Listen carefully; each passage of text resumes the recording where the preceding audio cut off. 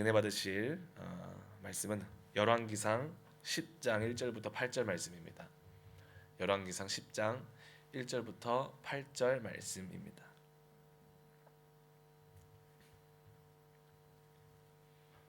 함께 합독해 올리도록 하시겠습니다. 스바의 여왕이 야훼의 이름으로 말미암은 솔로몬의 명성을 듣고 와서 어려운 문제로 그를 시험하고자 하여 예루살렘에 이르니 수행하는 자가 심히 많고 향품과 심히 많은 금과 보석을 낙타에 실었더라. 그가 솔로몬에게 나와 자기 마음에 있는 것을 다 말하매 솔로몬이 그가 묻는 말에 다 대답하였으니 왕이 알지 못하여 대답하지 못한 것이 하나도 없더라. 스바의 여왕이 솔로몬의 모든 지혜와 그 건축한 왕궁과 그 상의 식물과 그의 신하들의 좌석과 그의 시종들이 시립한 것과 그들의 관복과 술 관원들과 야훼의 성전에 올라가는 층계를 보고 크게 감동되어 왕께 말하되 내가 내 나라에서 당신의 행위와 당신의 지혜에 대하여 들은 소문이 사실이로다. 내가 그 말들을 믿지 아니하였더니 이제 와서 친히 본즉 내게 말한 것은 절반도 못되니 당신의 지혜와 복이 내가 들은 소문보다 더하도다. 복되도다 당신의 사람들이여, 복되도다 당신의 이 신하들이여, 항상 당신 앞에 서서 당신의 지혜를 들음이로다. 아멘. 오늘 구약 속의 그리스도 37번째 시간으로서 솔로몬과 스바 여왕을 보도록 하겠습니다. 제목은 최고의 광고라는 제목으로 함께 은혜를 나누도록 하겠습니다. 오늘 본문 말씀의 이야기는 솔로몬이 다윗을 이어서 이스라엘의 왕이 된 이후의 이야기입니다. 3장에 보게 되면 솔로몬이 왕이 된 이후에도 야훼 하나님을 너무나도 사랑하였기 때문에 그분께 작정하여서 1000번째 기도를 드리면서 나아가는 장면을 볼 수가 있습니다.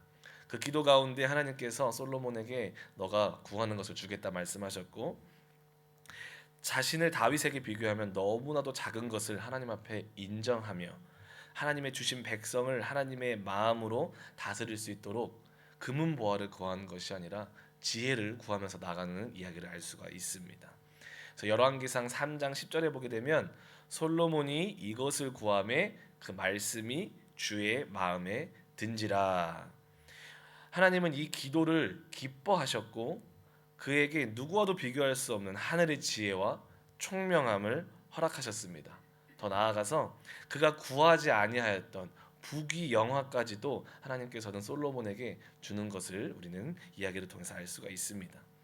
오늘 본문 말씀은 하나님을 사랑한 그 솔로몬, 그리고 하나님의 주신 그 지혜로 자신의 나라와 야훼 하나님을 향한 예배를 세워나간 삶이 이방 나라들에게도 귀감이 되어서 하나님께 영광을 올려드리는 이야기입니다. 오늘 이 말씀을 통해서 예수 그리스도를 주인 삼고 또 사랑하며 사는 우리들의 삶이 어떻게 세상의 빛과 소금이 되어서 예수 그리스도를 힘있게 선포할 수 있게 되는지 알아보도록 하겠습니다. 오늘 본문 말씀 1절에 보게 되면 이렇게 말씀하고 있습니다. 스바의 여왕이 야훼의 이름으로 말미암은 솔로몬의 명성을 듣고 와서 어려운 문제로 그를 시험하고자 하여 라고 말씀을 합니다. 여기 보게 되면 야훼의 이름으로 말미암은 솔로몬의 명성이라고 말씀하고 있습니다. 저는 이 말이 너무 멋있게 느껴졌습니다. 이방 나라 여왕이 솔로몬을 보러 왔을 때 그냥 그 솔로몬이라는 한 사람의 위대함이나 또는 그의 능력과 위엄을 보러 온 것이 아니라 그 솔로몬의 명성의 근원이었던 야훼 하나님의 능력과 위엄을 보러 왔다라는 말입니다. 이 말 안에서 제가 느낄 수 있었던 것은 무엇이었냐면 그 솔로몬의 하나님을 향한 그 자신감이 너무나도 확실하게 묻어나 있는 말입니다. 얼마나 삶으로 하나님을 선전했다면, 얼마나 그 솔로몬의 삶 가운데 크고 작은 일들 가운데 하나님의 영광을 선포했고 하나님의 살아계심을 인정했다면 이방 나라까지 야훼 하나님으로 말미암은 명성이라는 말이 전해졌겠습니까? 항상 솔로몬은 크고 작은 일들 가운데 하나님을 인정하고 선포하는 삶을 살았으면 의심할 여지가 없는 것 같습니다. 그렇다면 여러분들과 저의 명성은 어디에 있습니까? 나의 잘남과 또는 내가 이루어 놓은 성공과 내가 가진 부와 내가 가진 어떠한 것에 나의 명성의 근원을 두고 계십니까? 아니면 나의 나됨을 가능케 해주신 야훼 하나님을 인정하는 겸손이 우리들의 명성입니까? 우리들의 삶을 통해서 항상 내 이름이 드러나는 것보다 야훼 하나님의 이름의 명성이 확실히 드러나는 그런 축복으로 살아가시는 모든 성도님들 되시기를 주님의 이름으로 축복합니다. 먼 이방 나라인 스바 여왕이 이스라엘 왕 솔로몬을 찾아왔다라는 사실은 장차 죄인들이 세상에 속해 있던 사람들이 주 예수에 대한 소식을 듣고 주 앞에 나와 예수님을 만나는 것을 상징합니다. 오늘 본문 말씀 2절에 보게 되면 이렇게 말씀합니다. 그 스바의 여왕이 예루살렘에 이르니 수행하는 자가 심히 많고 향품과 심히 많은 금과 보석을 낙타에 실었더라. 그가 솔로몬에게 나와 자기 마음에 있는 것을 다 말하매 라는 말씀을 합니다. 스바 여왕이 솔로몬에게 나올 때 나름 그들의 자랑이고 또는 그들의 자신감이고 그들이 의지하던 향품과 또 사람들과 또 많은 금과 보석들을 가지고 나오는 것을 볼 수가 있습니다. 이 모습은 예수님 앞에 나오는 그들의 교만한 모습을 상징하고 있습니다. 세상 사람들의 교만한 모습을 상징하고 있습니다. 세상 사람들은 때론 그리스도인들을 바라보는 시선이 이와 같습니다. 자신의 지식이, 자신들의 능력이, 자신들의 경험과 이루어놓은 것들이 천지만물을 창조하신 분의 현현이신 예수 그리스도의 지식과 지혜보다 높다고 생각하고 능가할 수 있을 것이라고 생각할 때가 많이 있는 것을 발견합니다. 그리고는 기독교적 가르침과 그 진리를 향한 그런 하찮게 여길 때가 많이 있습니다. 스바의 여왕이 심히 많은 향품과 금은 보화를 가지고 온 이유가 바로 그것입니다. 보여주고 싶었던 것입니다. 내가 가진 것이 더 뛰어나다.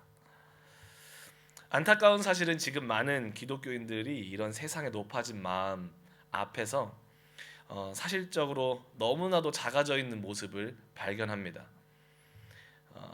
그 이유는 정작 크리스천이라는 사람들이, 예수님을 믿는다라고 하는 사람들이 자신의 삶 속에서 예수님을 전혀 알지 못하고 알아가고자 하지도 않고 경험하지도 못하고 만나지도 못하고 실질적으로 그들의 삶 속에 예수 그리스도와 동행하는 흔적이 그 삶 속에서 보여지지 않기 때문입니다.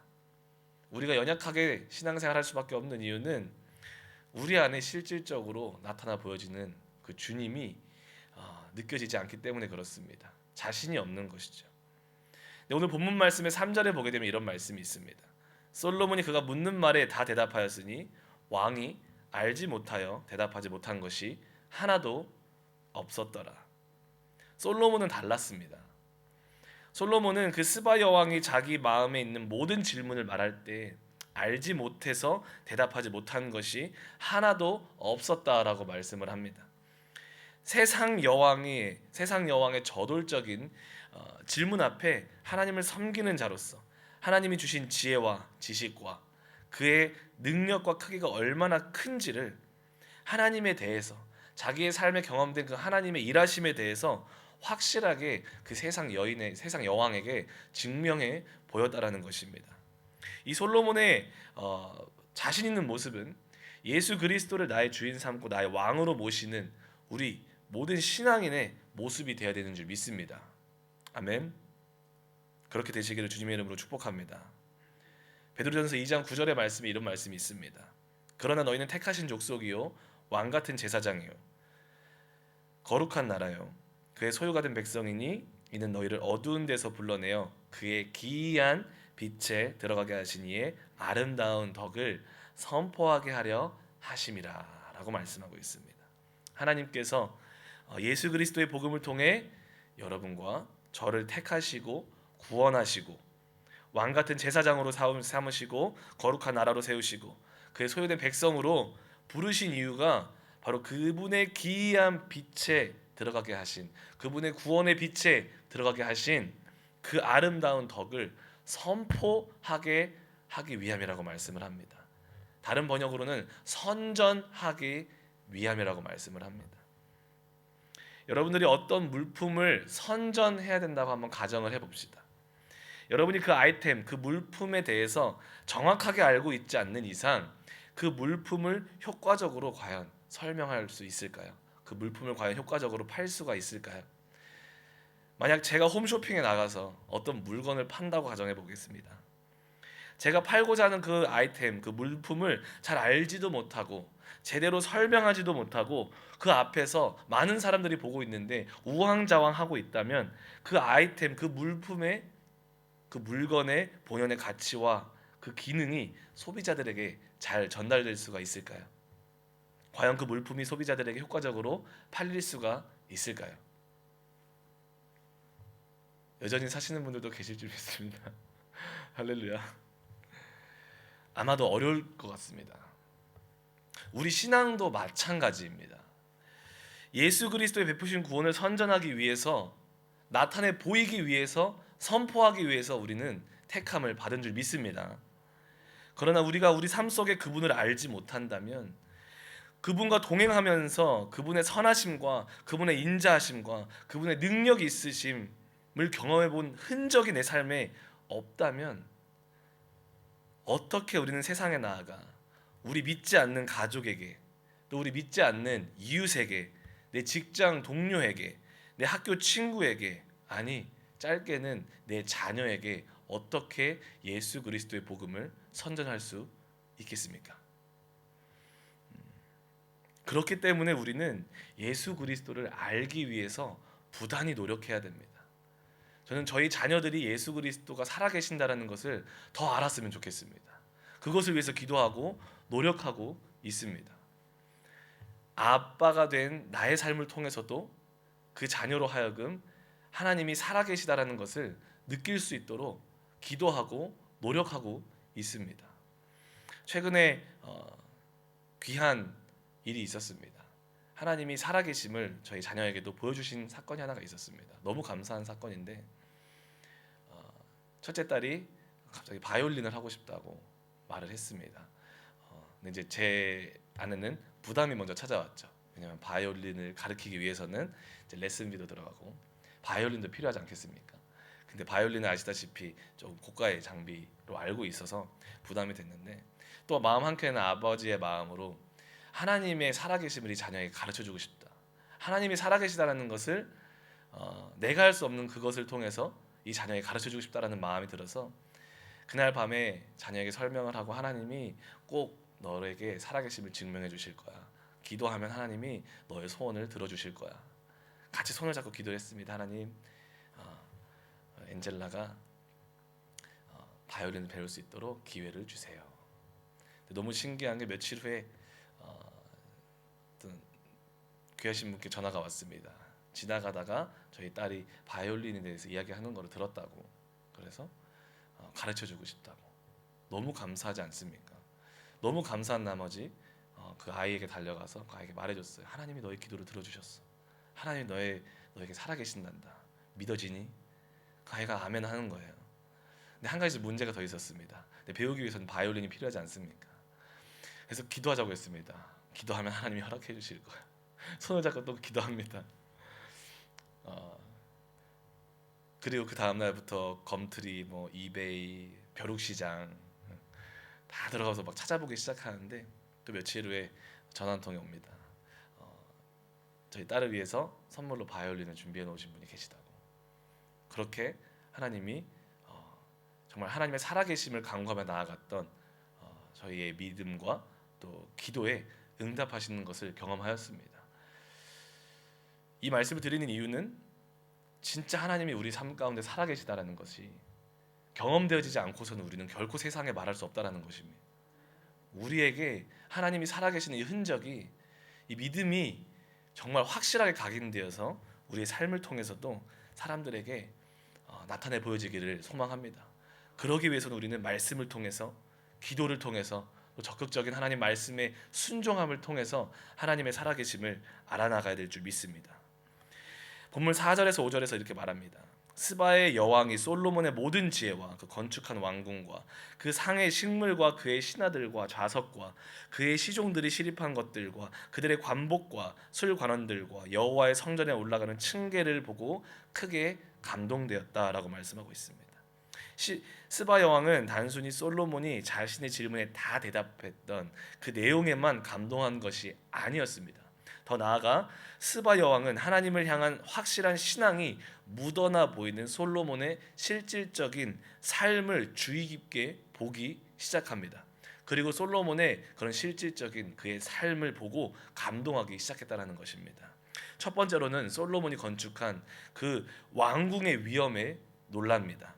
이 왕궁은요, 솔로몬이 실질적으로 살아가는 그의 삶을 가리킵니다. 왕으로서 살아가는 그런 삶을 가리키는 것이죠.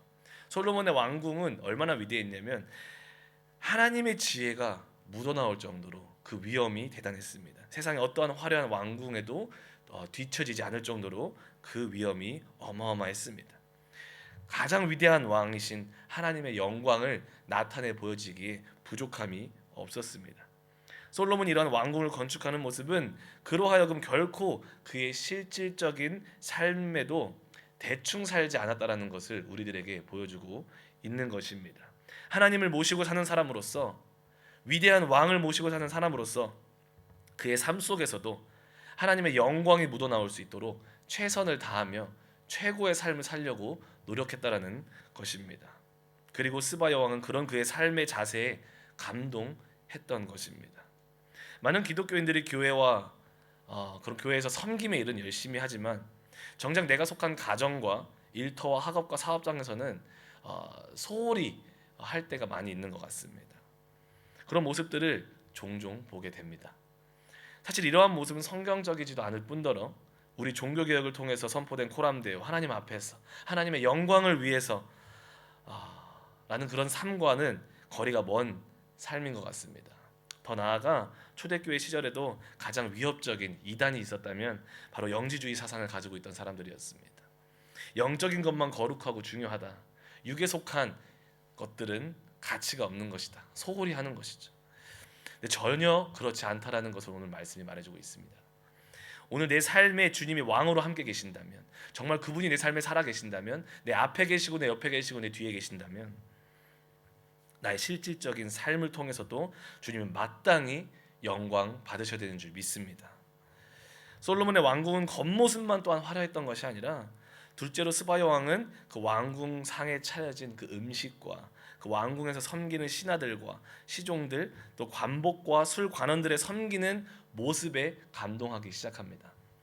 솔로몬과 그의 왕궁에 섬기는 모든 자들의 자세부터 남달랐다는 것입니다. 그들이 살아가는 자세가 남달랐다는 것입니다. 하나님을 섬기는 왕의 사람들로서 그 가치에 부합한 자세와 태도와 언어를 가지고 자신의 직무를 수행하고 있었다라는 것입니다. 이들의 자세는 솔로몬의 왕궁의 장엄함에 더하여서 금상첨화로 그 찬란함을 더욱더 빛나게 해주고 있음을 볼 수가 있는 장면입니다. 이 첫 번째와 두 번째의 모습을 보면서 우리가 배울 수 있는 것은 동일하게 위대하신 하나님을 섬기는 기독교인으로서 우리는 우리 삶을 어떻게 대하고 있는지를 돌아봐야 될 필요가 있습니다. 하나님이 동행하는 삶 속에 나의 삶의 태도와 나의 자세와 나의 언어는 어떠한지를 돌아봐야 될 줄 믿습니다. 우리의 언어는 과연 하나님의 가치를 드러내고 있는가? 나의 행동은 예수 그리스도의 가치를 드러내고 있는가? 내가 구축해가고 있는 나의 삶은 과연 하나님의 영광을 드러내고 있는가를 돌아보며 묵상하게 됩니다. 기억할 것은 세상은 절대 우리가 하는 말만 듣지 않는다라는 것입니다. 세상은 반드시 우리들의 삶을 볼 것입니다. 그리고 그런 우리의 변화된 삶, 정말 그 가치에 부합한 삶을 살아가는 우리들을 볼 때 그들은 하나님의 살아계심을 인정할 것이고 그런 우리들의 삶이 이제는 하나님의 이름을, 예수 그리스도 이름을 온전하게 선포하게 될 줄 믿습니다. 마지막으로 스바 여왕은 솔로몬이 섬기는 야훼 성전에 드려지는 층계, 다른 말로는 희생 제물을 보고 놀랍니다. 쉽게 말하면 솔로몬과 그에 속한 모든 신하들이 야훼 하나님께 예배드리는 모습을 보고 놀란다는 말입니다. 스바의 왕은 솔로몬과 그 신하들이 그 섬기는 하나님께 자신들의 희생 제물, 즉 그들의 모든 생사화복의 주권이 야훼 하나님께 있다라는 것을 선포하며 그분을 경외하며 그분께 예배드리며 나아가는 모습을 보면서 감동하고 놀랐다라는 것입니다. 내 주위의 사람들이, 내 자녀가, 내 친구가, 내 이웃이 내가 하나님께 드리는 그 예배의 모습을 보면서 놀라고 계십니까?